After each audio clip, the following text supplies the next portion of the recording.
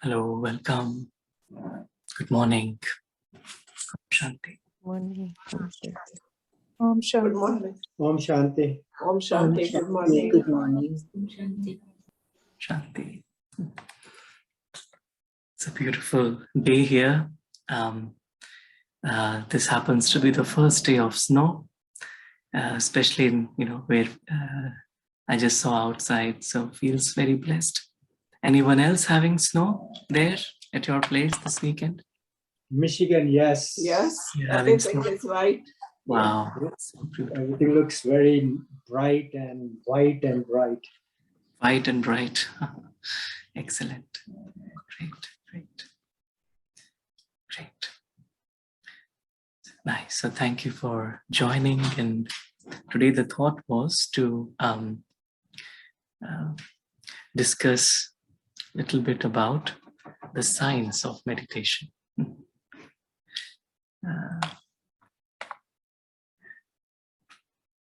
It's like being a student of science, and all of us are students of science. It always fascinates me that, because in science, we want to kind of understand the process with which anything works. So we'll say, there's the science of, how maybe engines work, or the science of how weather works, and the science of how nature works. Everything is science is understanding the process. And because meditation has to do with metaphysical energy, and this energy, the physical science that we know of, actually works with the physical energy, the visible things. But then these days, science is also able to appreciate and understand the aspect of the effect that our thoughts have on our mind, our body, our reality. And also, like, there are a lot of studies in neuroscience and other, like medicinal, some other studies related to medicine that demonstrate the effect of meditation that is there directly on the brain, on the body, on the mind, on every aspect of our life. And so we all kind of understand the basics, the fundamentals of meditation. So today the thought was to kind of revisit some of the basics, the do's and the don'ts of meditation. How do we know that we are progressing? How does meditation actually work? And also then to look at some scientific studies. And I mean, for me, being a student of science, I know when someone says, have faith in this, so I would always have this thought that there's, once I know the truth, then there's automatically there is faith. So, but then science is a tool for us to get to the truth, to get to the reality. And so today, let us maybe try and discover the truth. First is regarding thoughts. So we will look into how thoughts work and how they have a real impact on our real experience of this world. And then also, there's one interesting study that we thought to share today. It's about reincarnation, and it's got to do with how the journey of the soul, because the soul is invisible, but then when we say that we are souls, we are practicing soul consciousness. So but when we realize that actually this body is an instrument, and we are animating this instrument, and then we have taken many more such instruments. So we'll look into some of those aspects today.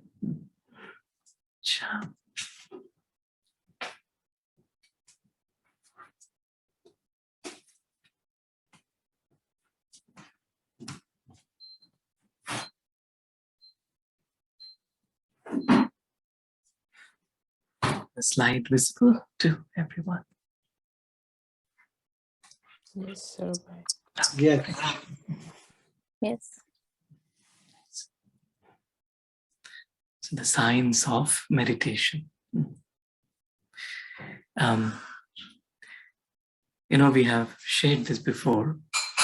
Then, who here can read this? Anyone would like to read this?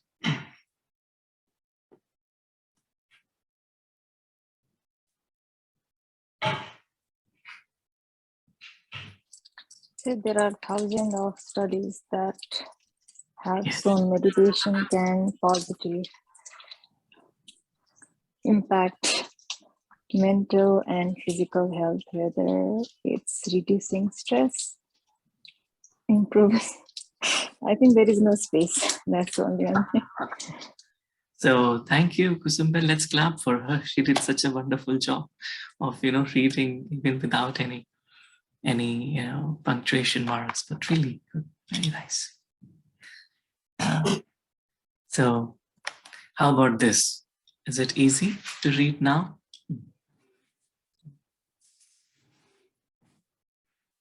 Yes.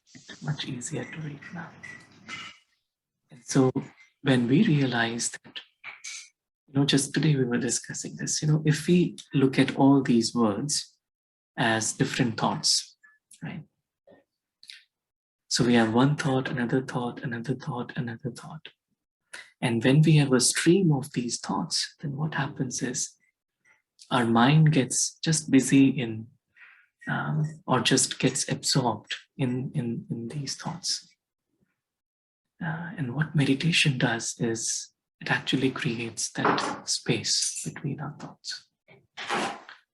And just today we were discussing how it's like adding that space is actually adding the energy of the soul, the energy of the divine in the drama of life. Oh, thank you, Sister Chai. So if we look at all these thoughts as different aspects of the drama of life, we are busy thinking about the drama, right? We think about, our thoughts are generally filled with what happened yesterday, what is going to happen, or maybe something related to the role or the world that we are in. But within that, if we spend some time to just add the energy of, that it's a space.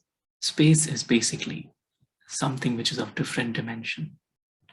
So I add the energy of the soul, the self, and the divine.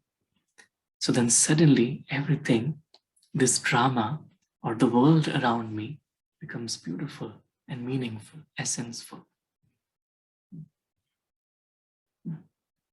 And it is very simple. And so that's what meditation is. Adding that energy of the eternal presence of the soul, the self, and the divine, God. And so when we say what meditation actually does is it creates space in my thinking, my thoughts, that allows me to think less, think slow, and think better. That's in essence what meditation does and how it works. I think less, I think slow, and I think better. The other day we were discussing, we had a nice little statement, and maybe we can reflect on this. It said, less is more. And said, slow is fast.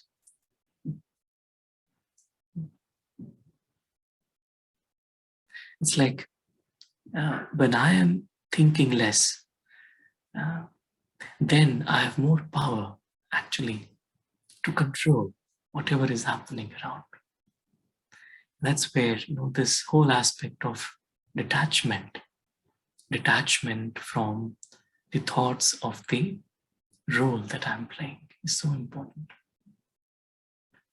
I can be in charge of my life, my thoughts, the more I'm detached from the role that I'm playing. And then building that sense of detachment comes when I take time to add that space through meditation.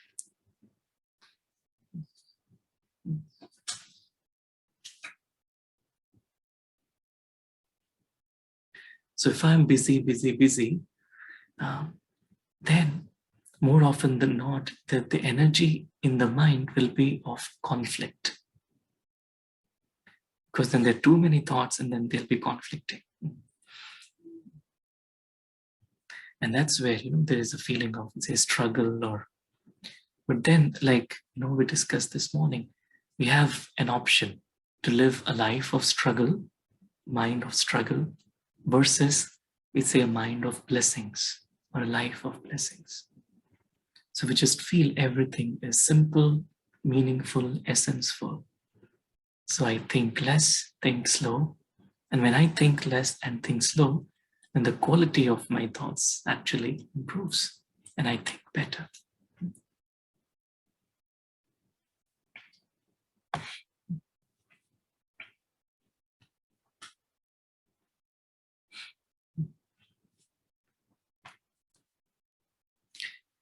And we say meditation is attention training.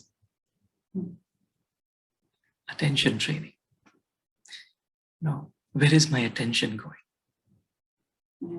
I'm in a scene of life. I'm working. Where is my attention? Right. Now, just today, I think Rinku Ben was sharing just right now that, some situation came and then she said, in my attention, I just had, the consciousness that the divine is there. It's going to take care of it. And that created stability in that situation, right? With her daughter, right? And so attention training, the more I pay attention on the invisible, the more I pay attention on what is real happening. And so is my attention, am I carrying the whole world within me? Or am I naturally aware of this moment? So in this image we see on the left and the right, where is my attention?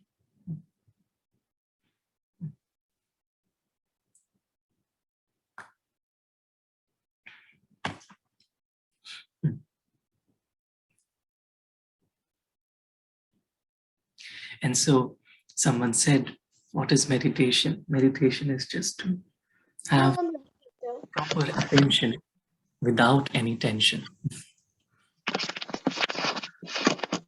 To have proper attention without any tension. Because when there is energy of tension, then there cannot be proper attention. So tension is where I'm paying attention on the detail too much, then there is tension. And when I pay attention to the larger perspective, the unlimited, the real, the eternal, the truth, the necessary, then it is meditation.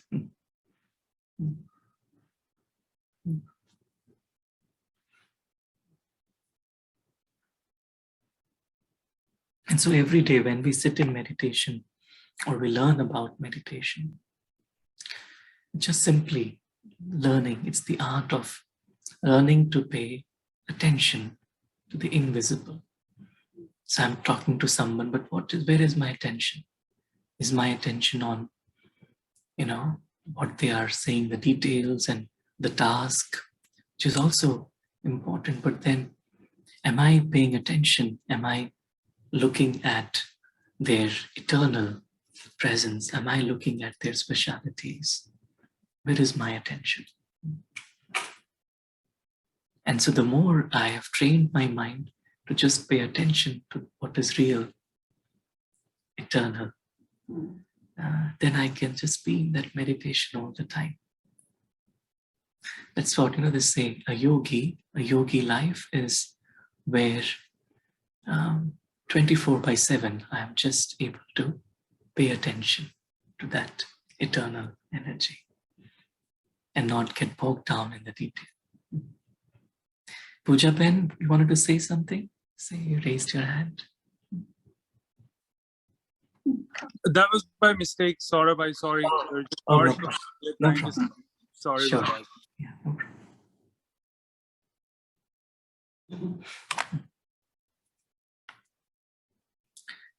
And then we say meditation is conscious generation of positive, powerful, uplifting, and elevated thoughts. So it's not like an absence of thoughts. Because when I pay attention to the eternal, the invisible, the real, the soul, the divine, right?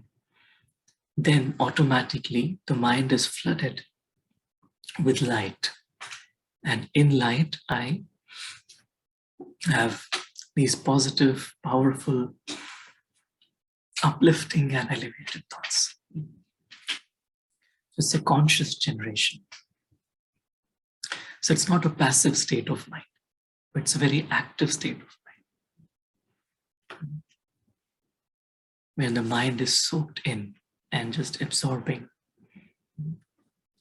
these beautiful thoughts. It's conscious generation.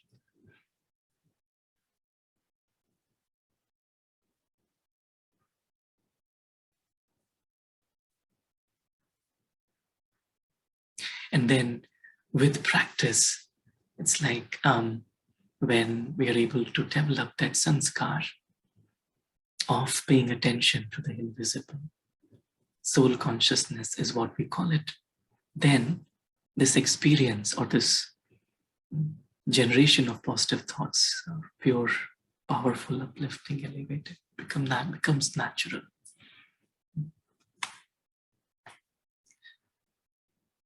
Some thoughts on meditation says it's okay to get waste thoughts in the middle of the meditation. You just have to be patient. Right? Because when we meditate and we're trying to pay attention, of course, because it takes time, and so initially there may be some wasteful thoughts, but then I just need to be patient. I don't need to pay attention to the waste thoughts a lot. So they will come, but they will also go. I just need to be patient. So that's why even if I'm sitting and they're having, waste thoughts are coming. So I just stay relaxed. Okay, that's fine. That's fine. I'm just seeing any waste thought coming, but it'll go away. And then gradually I just shift my attention to the light, to the eternal, the soul.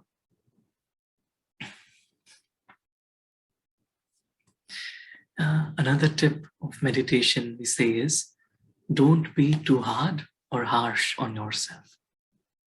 Be gentle. Be gentle. Sometimes what happens is I begin to judge myself more than someone else. And then I begin to judge myself based on the quality of the thoughts that I'm having. Again, here the suggestion is to just be gentle on the self. Even if it takes time, let it take time. But it's important to be soft and accepting, not to be hard or harsh on the self.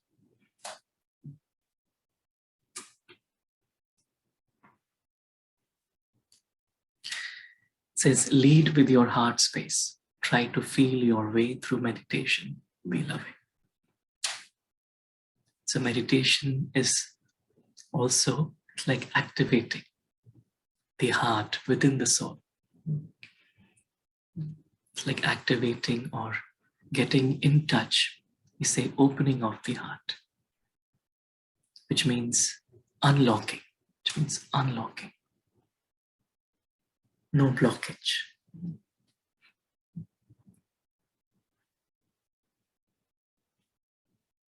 And so the energy of love, to be loving, is also very important in meditation.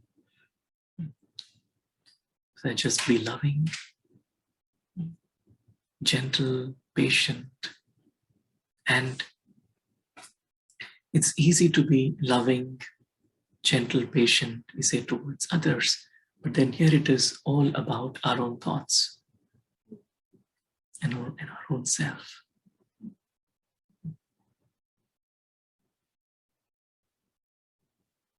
And this transition of thoughts to feelings. So when there is heart involved, then I begin to feel. I feel the divinity. Then I begin to feel the presence of the divine. Like today we're discussing is, you begin to feel on a physical level, even the presence of the divine. Means the presence of the energy of God, energy of the soul.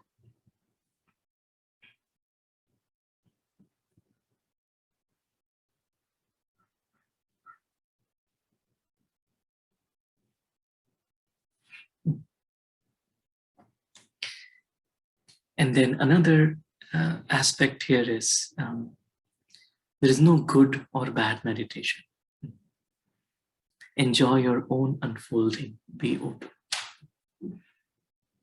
Because that's another trap where, I say, oh, today I had bad meditation, or today I had good meditation.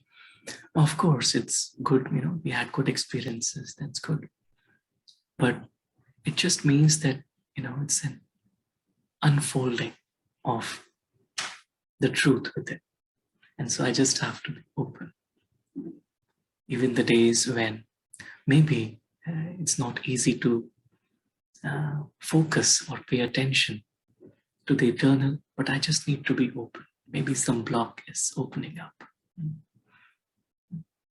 Because a good meditation, if I feel it is good or bad, it's again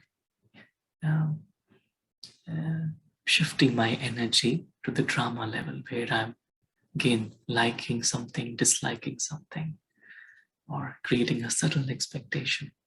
So that energy can even come into meditation. I'll say, oh, this is good meditation. It's not so good meditation. No, but it's just meditation. Just meditation. I just have to. And that's why they say, no one can teach you meditation. Because we're all learning. We're all students of our own. Because only I know what my experiences are. And so I am a teacher of my own self, and I'm a student of my own self. It's a very personal journey.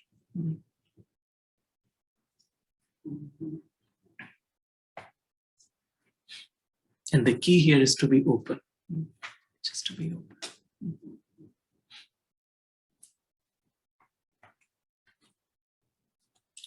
And another interesting thing is, say, knowing about meditation will not give you the benefits. Doing it will. Right.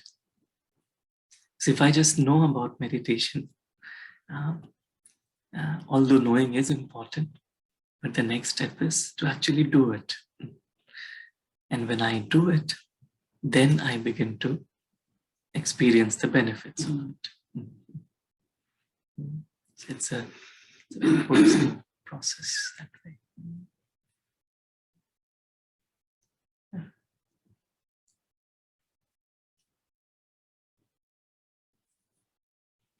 Right. So next, look, we think we all know about this, but just a recap, it's about the connection of our state in meditation, or our state of awareness with the brain waves. We say beta, alpha, delta, theta, and gamma. And the more I'm paying attention to the eternal, the more I'm paying attention to the invisible, the more I'm operating on, on the lower frequencies. We say, we slowly move from beta to alpha, to delta, to theta.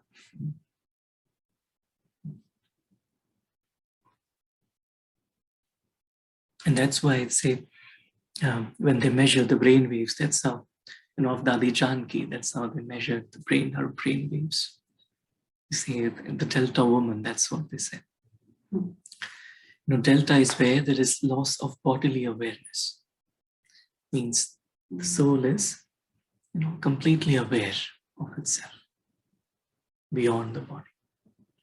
And so Dadi Janki, they would say that even whilst doing normal activities, like eating or walking or talking, she would be in the Delta state.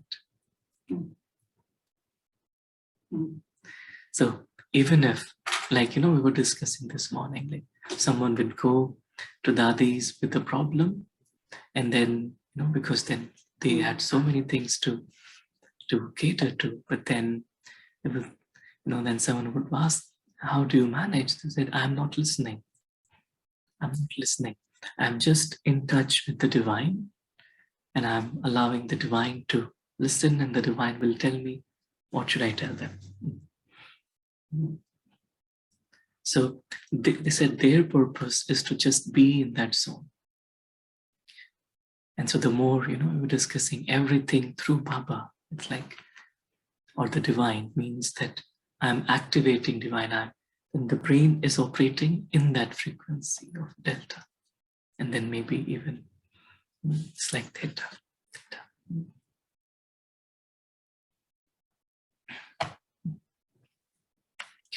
And this is very interesting. In science, they measure, they say inside the meditating brain, how the activity inside the brain changes during meditation. And so here we see the frontal lobe. So I say this is the most highly evolved part of the brain, responsible for reasoning, planning, emotions, and self-conscious awareness. During meditation, the frontal cortex tends to go offline. Means I'm not, so the chatter within is, the noise within is reducing. So this is all kind of, measured in science, impacts on the brain. Then there's parietal lobe. Maybe doctors know how to pronounce it better. This part of the brain processes sensory information about the surrounding world, orienting you in time and space. Means then they say, I know that this is, my body, it ends, I'm touching this cup. So this is where the space of the cup starts. Like all this information through this parietal lobe. During meditation, activity in the parietal lobe slows down. So it's like when we practice, we say transcending the body or being bodiless. It's like that part is kind of slowing down. The active part is slowing down. Because then I'm going beyond space in meditation and beyond time. And then there is this reticular formation. As the brain's century, this structure receives incoming stimuli and puts the brain on alert, ready to respond. Meditating dials back the arousal signal. Means, although the stimuli is coming, but I'm not reacting to it. I'm not generating thoughts. Right? So that's with the effect of meditation, then brain actually starts to show those changes. And then this is thalamus, the gatekeeper for the senses. This organ focuses your attention by funneling some sensory data deeper into the brain and stopping other signals in their tracks. Meditation reduces the flow of incoming information to a trickle. Again, because we perceive this world through our senses. And so the more I practice being soul conscious, it's like, because all the thoughts, base thoughts, are in a way linked with the way I'm perceiving the world through my senses. And the more I practice soul consciousness, eternal, tuning to the eternity, then all these, sensory kind of inputs are still there, but the brain doesn't process them in the same way. It's like the brain is absorbed in that silence. So it's pretty scientific in that way. You see the effect of meditation on brain. And so this is a little clip here, and this is about how brain, like what we are discussing, it's a prediction engine, and how, whatever we are witnessing or whatever we are feeling is a result of how we choose to perceive the world. And through meditation, that is what we are changing, and that changes our reality. So it's a little long video, like a 7 to 8 minute video. So let us maybe just watch. It's an excerpt of a TED talk by a professor of who deals with these concepts. So let us maybe enjoy this clip.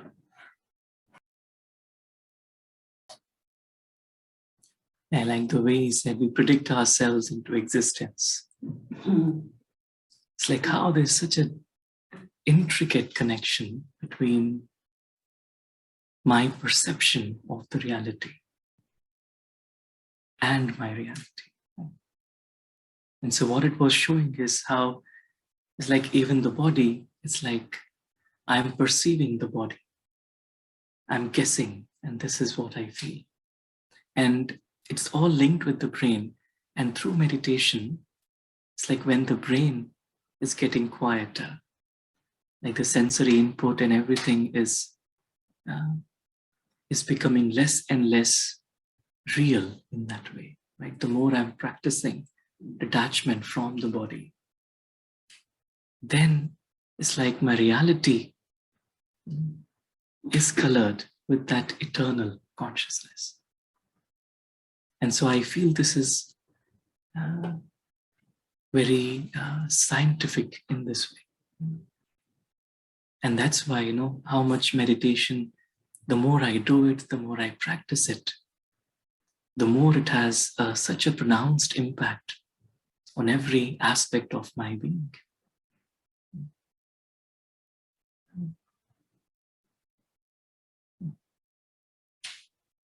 There is another scientific study which I think many of us know. It's called the placebo effect. So placebo effect is where it's like when patients are given, just sugar pills, and then they say that I became, I was cured through that, because they were made to believe, or they were led to believe that this is the right way. And so how much it's like their perception, it changed their reality. And that's what in meditation we are doing. It's like we are changing our perception, means we are not engrossed on the level of the role that we are playing, but we are paying attention to the eternal being that we are. So maybe there's another little clip. Let us watch that. It's on placebo effect. And then maybe we'll open up and then discuss more.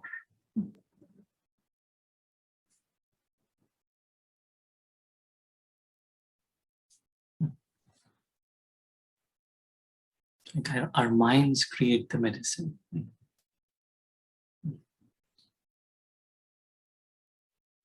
And so all of this, ultimately, it's like leading us to realize that how much the consciousness governs everything. And that's what science is coming to, this realization. And in meditation, the more I work on the consciousness, working with the consciousness, making it more elevated, more real, more true. And then it impacts every aspect of my life. So those were a few thoughts on the science of meditation. Thank you. Shah, would love to hear thoughts from everyone. Feel free to share.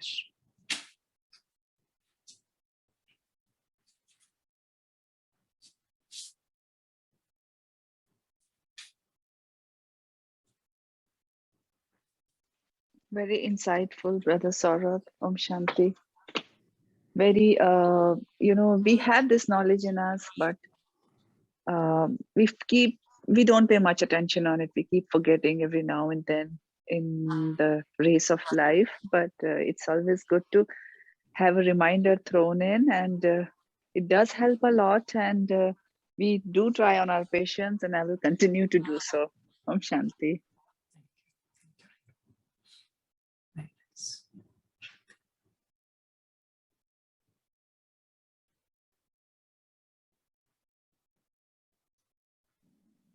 Om Shanti. I have always, I'll speak the truth that I've always been afraid and really hesitant to understand this meditation part, because I thought that I'm not worthy of it, or I cannot practice this. But I think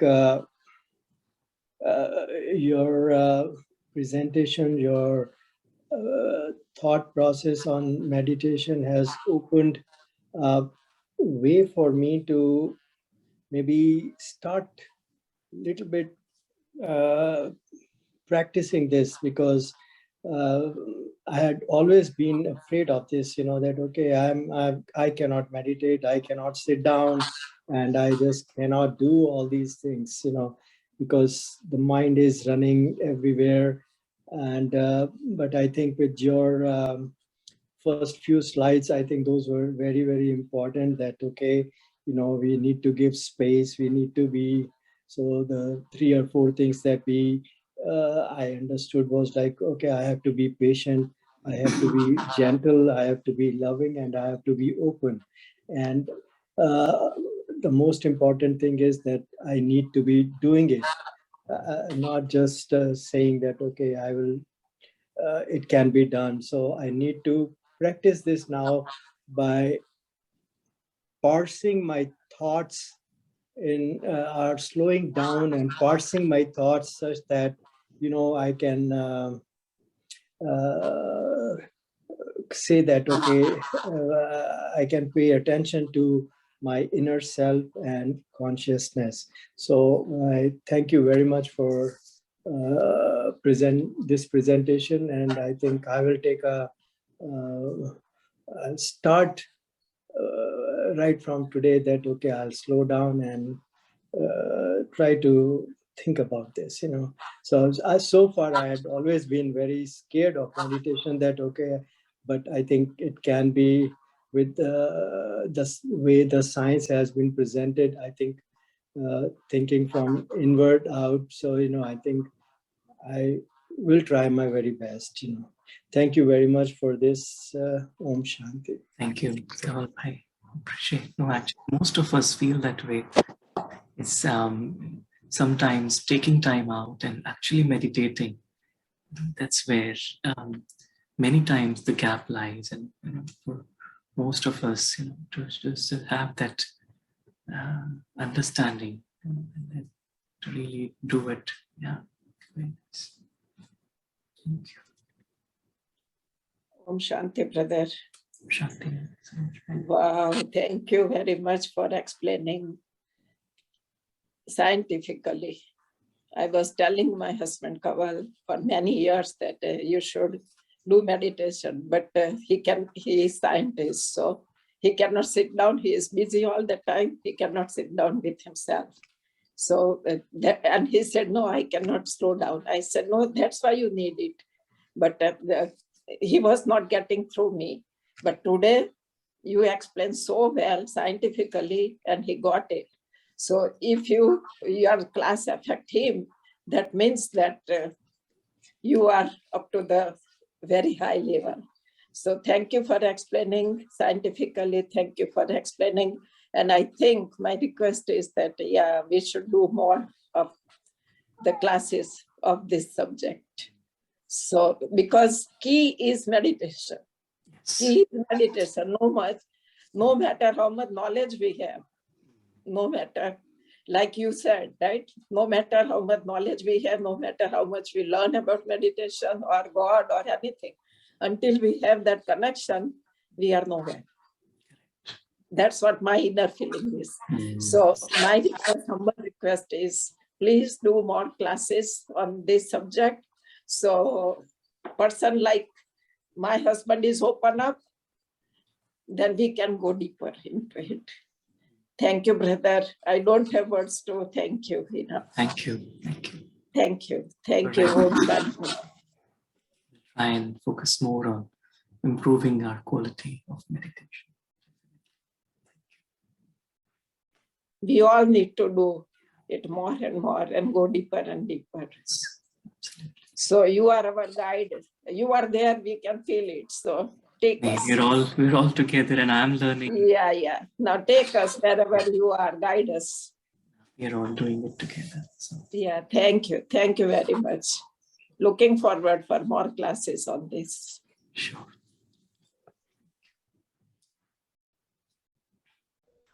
Om Shanti Saurabhai. Om Shanti Purnima. Thanks for the nice session. I have a question. Yeah.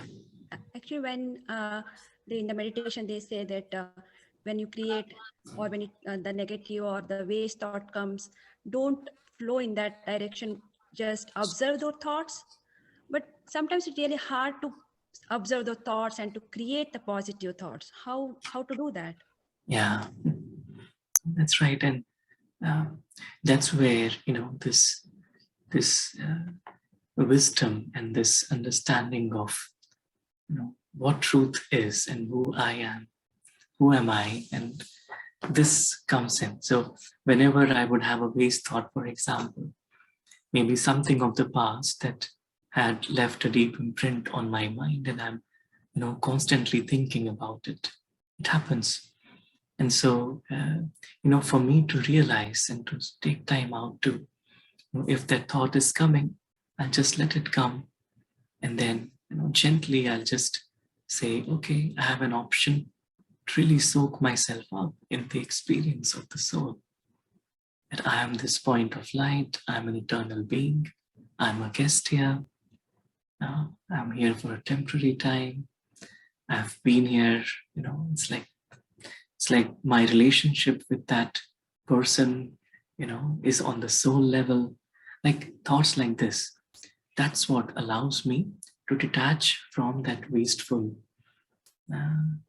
emotional experience, and then fill myself up with then the power of the divine. So then that's where the connecting with the truth of our identity and our connection with the divine. That's what eventually helps us to get rid of these thoughts. Excuse me, can I ask one more thing? Yeah, so some methods say that we have to be in silence.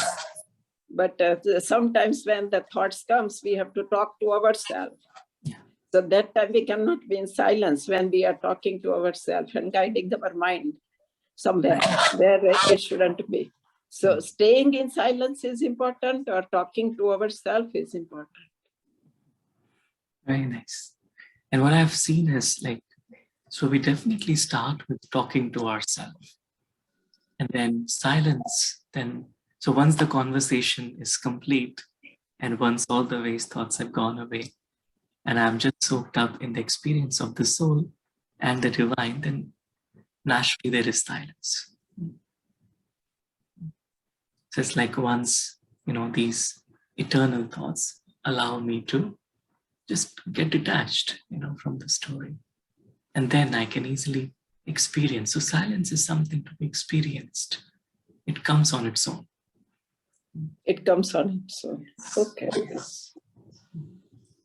Yeah, we cannot be in silence. So we shouldn't force our mind to be in silence. Yeah. Thank you. Thank you. That is very, very big key. Thank you. Thank you, Saurabhai. Thank you for sharing. We all have the same, we are all in the same boat. We all have, thoughts to deal with. And that's where we, the more we also surrender, like today we were discussing, the more we surrender, the more we allow the divine to take charge of our life. And just surrender everything to him. then just falls into place. Yeah. Great. Any other thoughts anyone would like to share?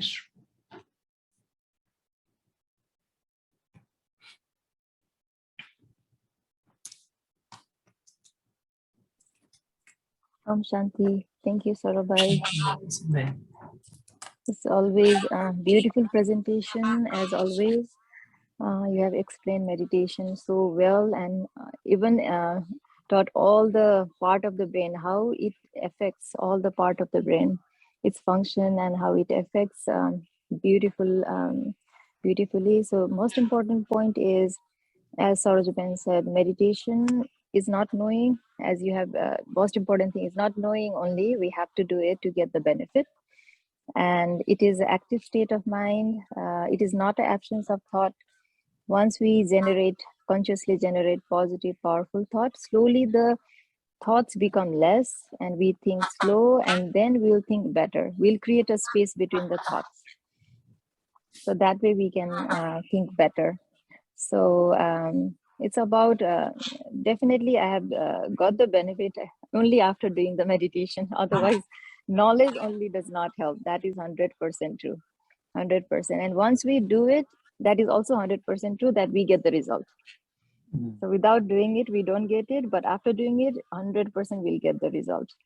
And it actually, meditation actually, what from my own experience, before and after meditation. So before, I'll be like creating thought towards everything.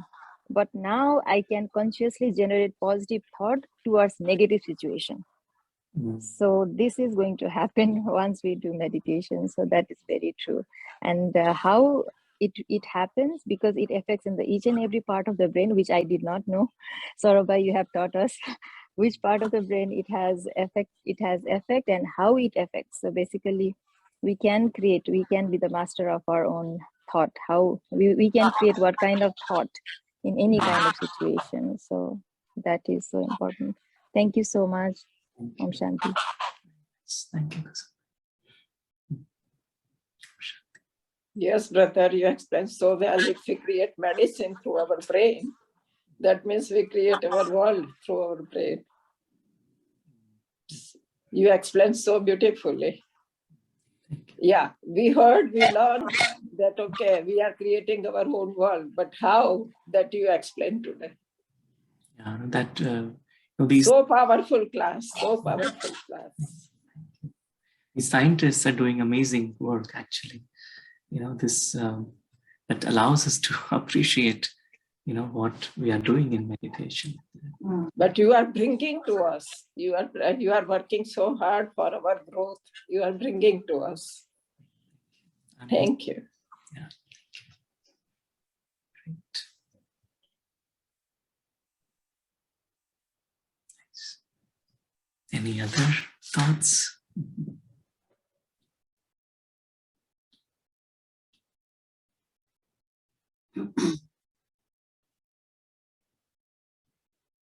Mr. Joy, want to share some thoughts? Sure. You can share. So, should I turn this one on? From this one. Or from that one? Yeah. Shanti. Yeah. See you. Yeah, there's so much work scientifically that's being done on how meditation affects our bodies, our minds, our brains, our nervous system. What I have discovered for myself over the past 25, 30 years of meditating. It wasn't until in my 50s that I learned. So it was really hard for me to sit down even just for 5 minutes and not do anything, 30 years ago. I was an athlete my whole life, and I just was always on the move. So, the only time I slowed down was to fall asleep. And then it still took me 2 hours to fall asleep, just slow my mind down enough to fall asleep. And so it was a gradual process. And I I knew I needed to do it at the time because, yeah, it was affecting my body. I was starting to have different pains in my body as a result of not resting at all. So initially I found out that I had tried to meditate like in my early 20s, but it didn't work for me. But the way I had tried it, whoever introduced it to me, they were just using nature, music, or just sounds in nature, right? You know, rain or just real, you know, real calming sounds in nature. But then years later, I experienced a guided meditation from the minister of the church that I was going through. And that allowed me to begin to relax. And it was because of the words, it was God-focused. Contemplative prayer is what they call it in unity, but it's always God-focused. And so the words were always related, you know, to everything with divine and love and God. And so for me, hearing a guided meditation allowed my brain to not, you know, to replace what it normally would be thinking and trying to slow the thoughts down, to focus on what that was, to focus on what the person was saying. So that's one thing, you know, when you're first starting, I mean, everybody's just different. I always say that there's as many different ways to meditate as there are people on the planet, you know, and then it also depends on where you are in that process, where you are in evolving it yourself. Because for years and years, I mean, I couldn't meditate, just be in the silence. And you know, that's only been just within the past 5 years or so. And so what I find myself now is it just depends on what is going on with me that day. I use all these different kinds of meditations, a guided sometimes, just music, maybe nature sometimes, or a combination of all of them, depending on, you know, just what's working for me that day. So finding what works. I also found out, for me anyway, with the minister that did these guided meditations, I also ended up finding out that for me, it helped for it to be a woman's voice, this soft, nurturing voice versus a man's voice. And that again, that's just my own, that's what allowed me to relax. And I know that's what speaks to me so deeply on a heartfelt level, on an emotional level, and the Merleys, because they're read by a female, soft, loving, caring voice. So there are many factors that come into play in figuring out what works for you, and then that can change over time.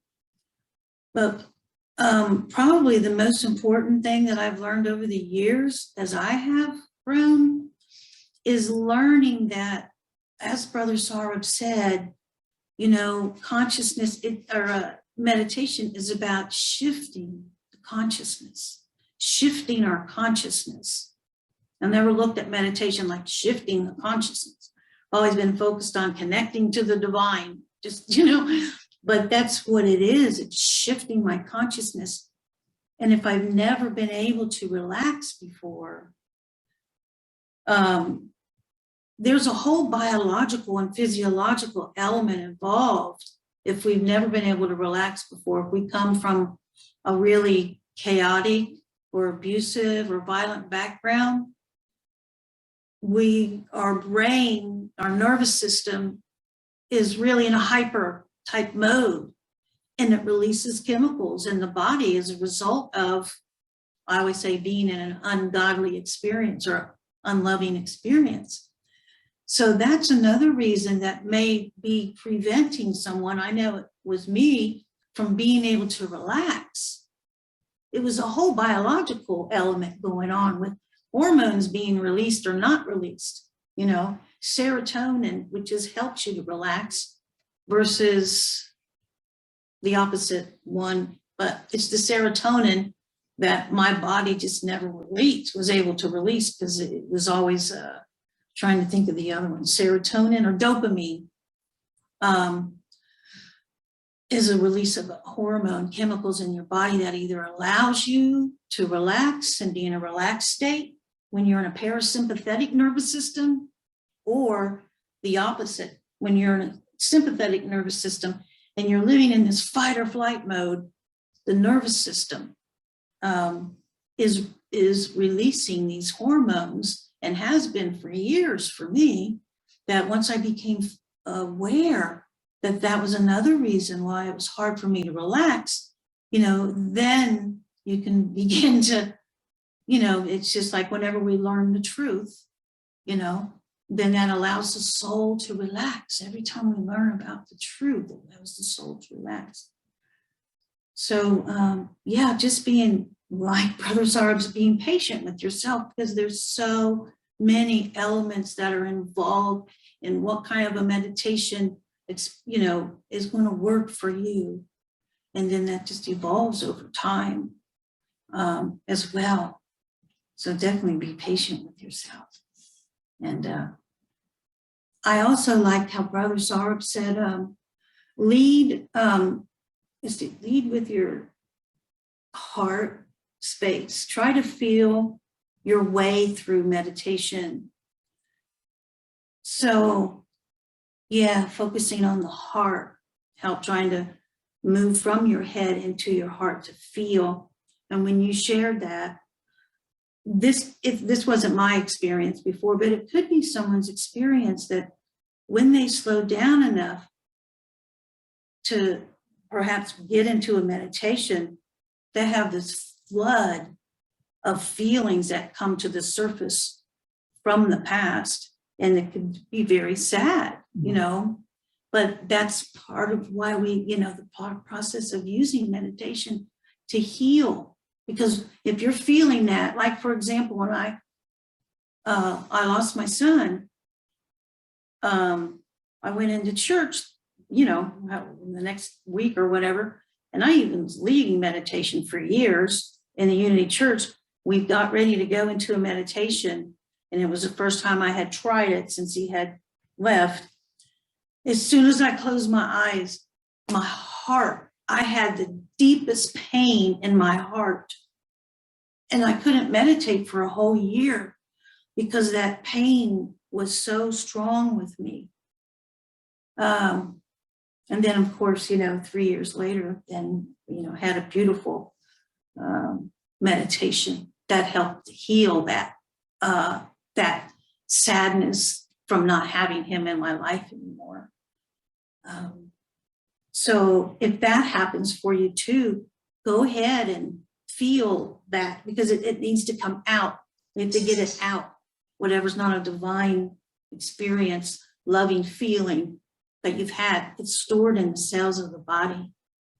It's either, and I knew that, but I also heard it was either Daddy Janky or Daddy Golzar. So that every experience we've ever had is stored in each cell in our body. So if it's not a kind or a loving, we have to get that out.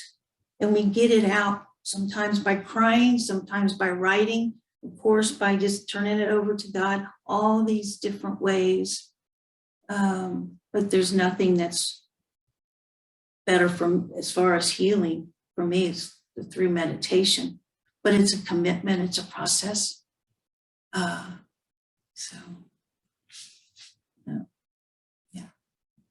Om Shanti. Thank you. Thank you, Sister Joy, for sharing your beautiful experiences and your journey as well. Thank you, Sister Joy. Thank you, as usual. Thank you. Thank you. Yeah. Nice. Beautiful sharing, Sister Joy. Thank you.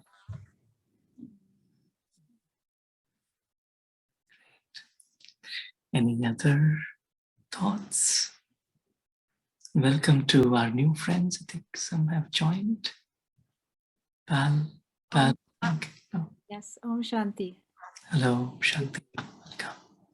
Yes, about this is my first day being here in this session, so I observe a lot. And the only thing, like when I try to do meditation, I don't do every day or more often, but whenever I do, I feel very overwhelming, my emotion. and sometimes I just feel full of tears with this. And I had so many like anxiety, and I feel emotionally so much like heavy. So I'm afraid of that pain, being in that pain to go through while I'm doing meditation. So I tried like maybe 5-10 minutes, sometimes 15, but I couldn't handle that heavy emotion feeling, you know. So I try to do like go for a walk instead of just sitting and doing meditation. So that helps me a lot. Like I talk to myself when I go for a walk. I talk to myself about the whole day and what went wrong, what went right, which helps me to like, you know, yeah. But I'm going to try. I'm going to try harder to, be in meditation zone. And, when I meditate, you have to be, mentally, emotionally, physically aware to connect, divine to yourself. So I'm on the process. Right. Welcome. And would you like to also introduce yourself, maybe? Sure. My name is Pal Singh. I'm from Connorsville, Indiana. This is my first time being on this session. So I think I met you in Richmond, Indiana, with the Bindu band. Okay. Nice. Very nice. Yeah. No, I remember. Yeah. Bindu Ben is also here. Yeah. Nice. Hi, Bindu Ben. Hello, Bindu Ben. Om Shanti Sarvai. I really want to meet you in person. Sure. To talk more about things, because this is totally new for me, Sure. Thank you. Thank you, Om Shanti. Om Shanti. Thank you. Great. And any other thoughts? Yeah. Om Santi. Thank you so much, Vaiji, and thank you so much, Pal sister, and all. आपने join किया, and yeah, it was beautiful session, Vaiji. I was just on and off, but still, it was like, because of the meditation experience, and Kusuman also shared her experience too. We all have the same stage. First comes, and then after, when you keep doing it, things are coming, but you just let it go and create the positive thoughts over and over, and that will literally like make it saddening and completely goes down, and you will be at that stage connecting with yourself and with the Supreme. So it is very, very little bit process that you explained very, very well, Sanpaiji. So thank you so much. Thank you everyone for joining me, Santi. I think Dr. Maithili Gurum from Newburgh was also here. I think he just left. He's also new. He started from today. Yes, I think. There was maybe confusion of the time. Maybe it's a central time here, right? Yeah. Yes. Yeah. Thank you. Thank you. Thank you for connecting. We see Kamla Ben and Basu Ji. If you're there, would you also like to share and maybe introduce yourself? Kamlaji was in meditation course, Sarabhai. Right. Okay. Yeah. Great. Nice. I think he has the message in chat.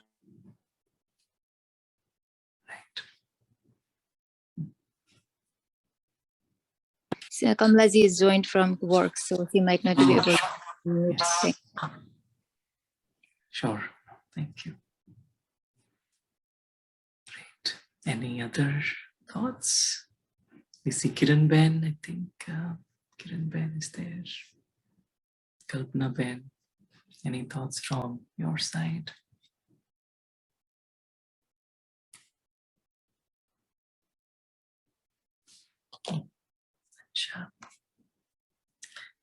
So maybe we can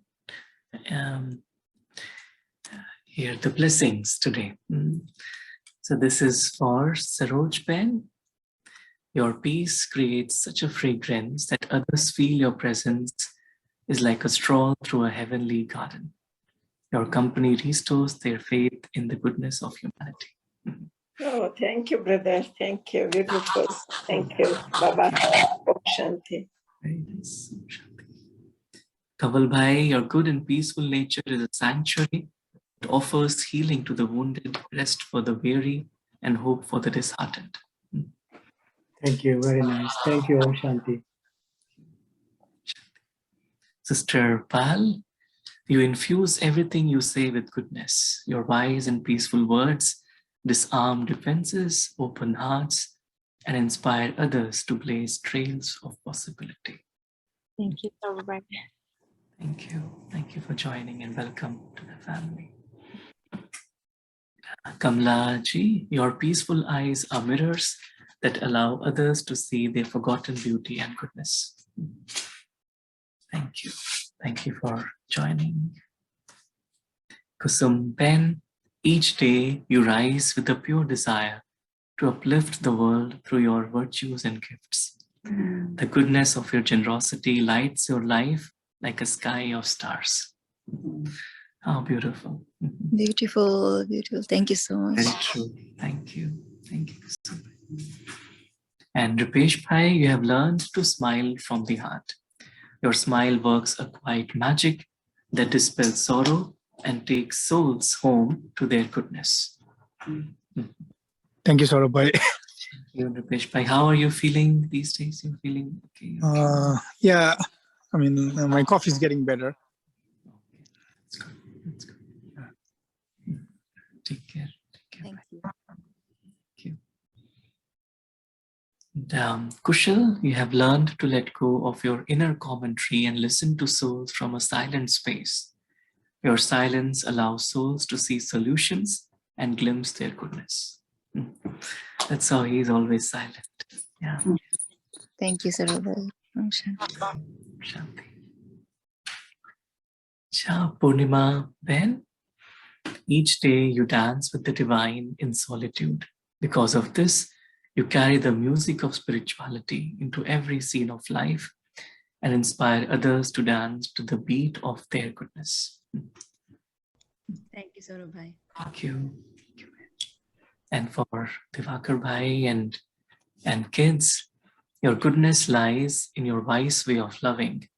Whilst seeing the true potential of others, you give them space to make mistakes, knowing it's their trail towards wisdom. Thank you, Sarabhai. And Kiran Ben, your goodness lies in the power of your love. It penetrates defenses and lights the blazing fire of courage and beauty in those who know you. That's so true. Very nice. And this is for Kishore Bhai. Wherever you go, you leave a trail of kind deeds. These deeds soften the harshness of the world and fill your heart with the wealth that cannot be erased by time. Thank you. Bindu Ben, your magical eyes are windows that invite others to wander into landscapes of spiritual goodness. Thank you so much, Saji. Thank you, Baba. And Bhaiji, Anil Bhai, through your generous heart, you have become a dear friend to humanity. Because you always look for the chance to give, goodness fills your being the way water fills the ocean. Oh, nice. Thank you. Thank you. That is really true. Thank you. Thank you. Archana Ben bhi hai, Bindu Ben, wahan pe. This is for Archana Ben. We have the courage to follow the voice of truth within. You trust it will take you to a place where a higher music can pour through you and inspire others to dance to the beat of their goodness. Thank you. Kalpana Ben, your goodness lies in your ability to express profound love and regard for others without ever saying a word. Nice. Thank you. Thank you, Saurabh. Thank you. Thank you. Kanubai, you are a jewel of goodness who sees beauty in change, hope in uncertainty, and possibility in every horizon. Thank you. Mihir Bhai, you brighten the dim and dark corners of the world by knowing there is untold benefit in every moment and pure goodness in every soul. Very nice. Thank you so much. Thank you. And Basu Ji, you bring the deepest joy possible to those who know you because your presence spotlights the goodness within them. In your company, they remember the wonder of their true nature. Very nice. Thank you. Rinku Ben, you inspire trust in others because they know you wish for their well-being. Because of this, the good and true treasures of life are always on your doorstep. Thank you. Om Shanti. Thank you. And this is for the kids and everyone in the family. In a world driven by performance, you emerge goodness in the hearts of those who witness the beauty and power of your being. This alone inspires them to live from the heart. Thank you so much. Om Shanti. Shanti. And Sister Joy, you have taken time to discover what is good and magnificent inside of you. You're now ready to serve from the rich space and are destined to light up the world. How beautiful, true. Thank you. Very nice. May I read one to you? Okay. Are you finished with everything? Okay, sure. Yeah, because we usually don't get to read them for you, Sure. Brother Sarah. So I just finished with this one. Here.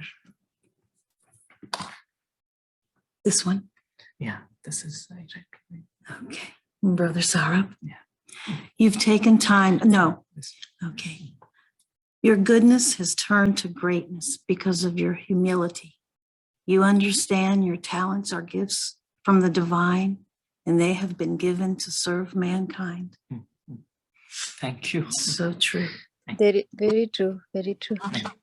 Very true. Very true. Om Shanti. Very true. Thank you. Keep it up. Thank you. Thank you. Thank you, everyone. And so have a blessed rest of the weekend with angelic experiences in the snow. Yeah. Om Shanti. Thank you. Om Shanti. Thank you. Om Shanti, everyone. Have a good week. Om Shanti, Sister Joy. Om Shanti, brother. Om Shanti. Have a great week. Yeah, thank you, both of you. Thank you, sister, for sharing all your experiences. Thank you. For listening. Thank you for being there, being part of our family. Yeah. Thank you for being with us.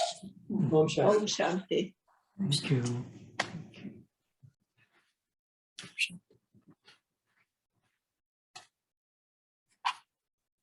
I was wondering if I could ask you a question before we turn off your PowerPoint.